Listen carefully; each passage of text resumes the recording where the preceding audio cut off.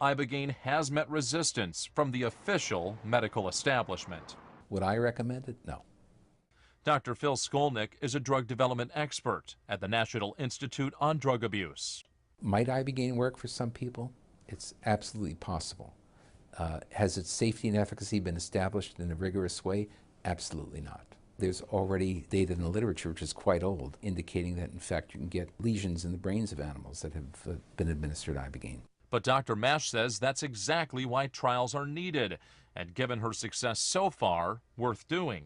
In your research, have you found anything that you feel should prevent or stop Ibogaine from becoming mainstream? No. No. One dose of Ibogaine is not going to have toxicity to the brain. So what's the holdup? I think it's the pharma companies. This is not rocket science. If they wanted it, it would go through like lightning. Pharmaceutical companies manufacture opiates, and there are other companies that have their own addiction drugs in the pipeline, and perhaps there are a lot of reasons why people would never want Ibogaine or noribogaine to advance. Dr. Skolnick worked in the pharmaceutical industry for many years, and he admits that addiction medications are rarely embraced by big pharma. Pharma generally has been indifferent to addictions, to developing medications to treat addictions. And for profit-driven pharma, Ibogaine faces yet another problem.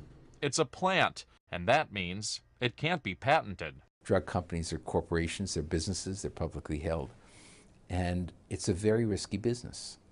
And so the returns necessarily have to be high to support that risk. Is this a money-driven issue? Is that the real reason that Ibogaine is not available in the U.S.? Is this America? Absolutely. Another hurdle? The DEA classifies Ibogaine as a Schedule I drug in the U.S.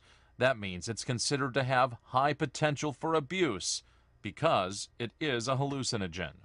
I was always the skeptic about the hallucinations, but my counselors, my therapists, felt otherwise. They thought that for many, that was part of the process.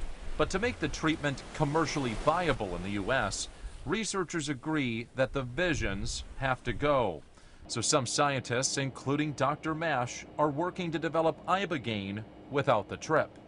Do you see a day where Ibogaine treatment will be available in the U.S.? I haven't been able to make that dream a reality, but I've never given up hope.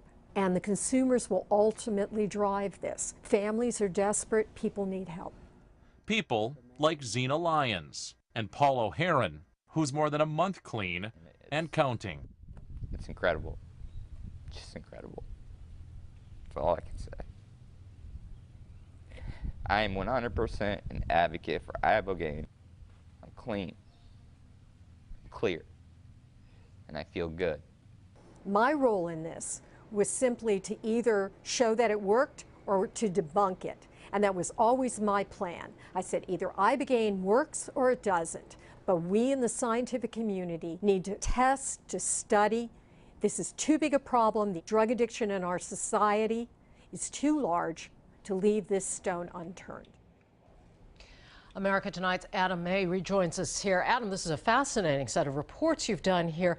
You got to ask and you got to tell me now about this young man, Paul. Has this worked for him? Is it lasting? Well, Paul is doing really well. We just checked in with him, and in fact, he's back in his small town in Missouri. He is with family. He's getting a lot of support there. The effects from the Ibogaine will stay in his system for some time. The real test for Paul will come probably late July, early August. That's when that wears out, and that'll be critical for Paul, according to the researchers that have looked into this, for him to seek additional treatment, therapy, support groups in order to stay clean. And the support is really important. Very important, very important. You have to have that support.